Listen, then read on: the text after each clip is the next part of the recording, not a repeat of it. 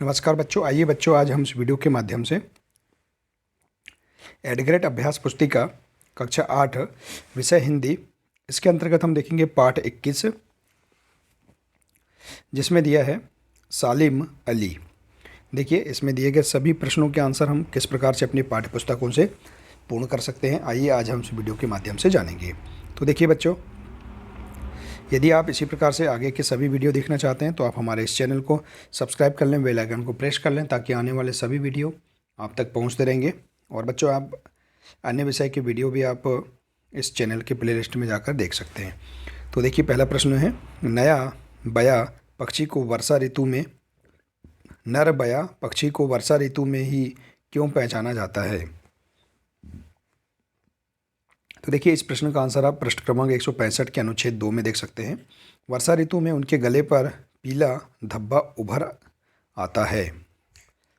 इसके बाद अगला, वेतन लेकर काम करने वाले व्यक्ति को एक शब्द में क्या कहेंगे?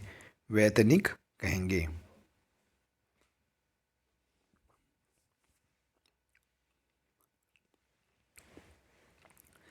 देखिए, इसके बाद दिया है सलीम अली द्वारा फिन बया पक्षी की खोज क्यों महत्वपूर्ण थी? तो देखिए, इस प्रश्न का आंसर 166 में देख सकते हैं।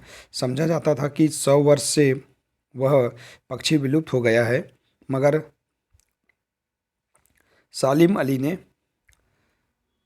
कुमायूं की पहाड़ियों में उसे खोज निकाला। इसके बाद देखिए, अगला प्रश्न है चौथा, सालिम अली के चाचा ने उनको मिलार्ड से क्यों मिलवाया?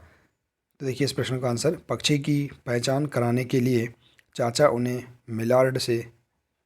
उन्हें मिलार्ड से मिलवाया। इसके बाद अगला पेज नंबर दिया है 43।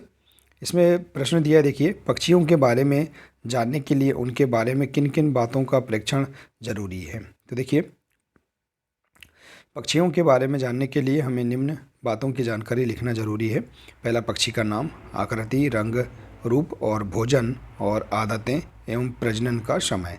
तो इस प्रकार से आप इस प्रश्न का आंसर आसानी से बता सकते हैं। इसके बाद देखिए, अगला प्रश्न है, प्रश्न छठवा है, आपको कोई पक्षी सबसे अच्छा क्यों लगता है? उस पक्षी की 3-4 विशेषताएं लिखिए। तो मुझे सबसे अच्छा पक्षी जैसे मोर लगता है तो मोर लिख देंगे आप, और अभी अन्य पक्षियों के नाम लिख सकते हैं। ठीक है बच्चों, क्योंकि यह राष्ट्रीय पक्षी है और वह रंग बिरंगी होता है, मोर के सिर पर कलगी होती है। तो इस प्रकार से आप इस प्रश्न का आंसर बता सकते हैं। इसके बाद देखिए, अगला प्रश्न है दीर्घोत्तरीय प्रश्न। प्रश्न 7 है, सालिम अली किस लिए पूरे संसार में विख्यात है? उनके योगदान के बारे में विस्तार से लिखिए। तो देखिए, अंतिम अनुच्छेद में देख सकते हैं, डॉक्टर सालिम मोइजुद्दीन अब्दुल अली एक भारतीय पक्षी विज्ञानी, वन्यजीव संरक्षणवादी और प्रकृतिवादी थे। डॉक्टर अली देश के पहले ऐसे पक्षी विज्ञानी थे जिन्होंने संपूर्ण भारत में व्यवस्थित रूप से पक्षियों का संरक्षण किया और पक्षियों पर ढेर सारे लेख और किताबें लिखी। उनके द्वारा लिखी पुस्तकों ने भारत में पक्षी विज्ञान के विकास में महत्वपूर्ण भूमिका निभाई। तो इस प्रकार से आप इस प्रश्न का आंसर बता सकते हैं। आइए इसी प्रकार से देखते हैं, अगला पेज नंबर है 44। इसमें दिया है, देखिए, मूल्यांकन 14 है। देखिए, इसमें प्रश्न है, सालिम अली की भारतीय पक्षियों पर लिखी पुस्तक का क्या महत्व है? तो देखिए, इस पुस्तक में पक्षियों के रोचक